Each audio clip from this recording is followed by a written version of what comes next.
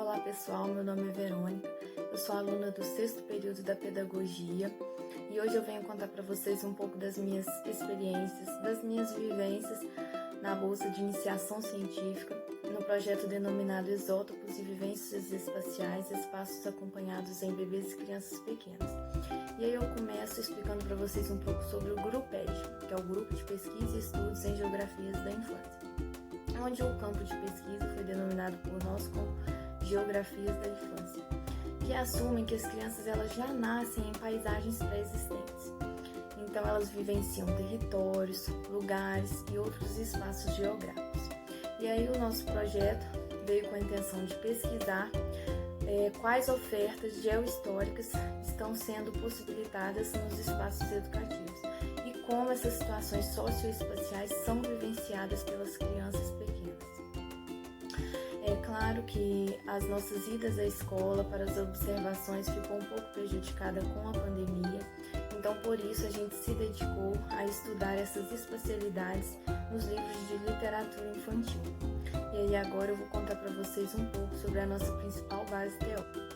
A nossa principal base teórica é Vygotsky, seu conceito de vivência, onde ele fala que a espécie humana não precisa experimentar algo concretamente para vivenciar. Se alguma pessoa contar ou narrar, a espécie humana vivencia.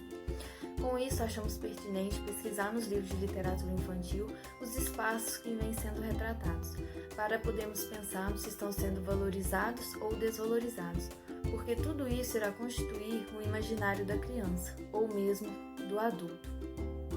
Com isso, trazemos variados livros e separamos em duas categorias: os livros que já pretendem trazer algum elemento da geografia e outros que não.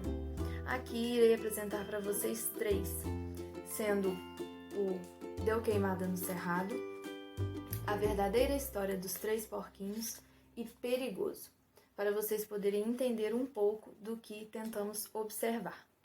Vamos dar início com o livro Deu Queimada no Cerrado, de Diane Valdez, ilustrações de Lenice Marques, Canone Editorial.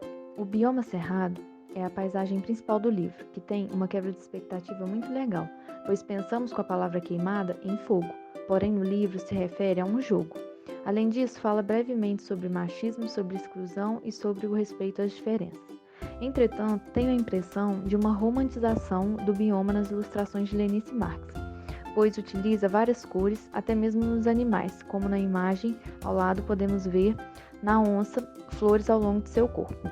Já o livro A Verdadeira História dos Três Porquinhos, da editora Companhia das Letrinhas, do autor Jan Chester, ilustrações de Lane Smith, é um livro muito interessante, pois conta a versão do lobo sobre a história dos três porquinhos.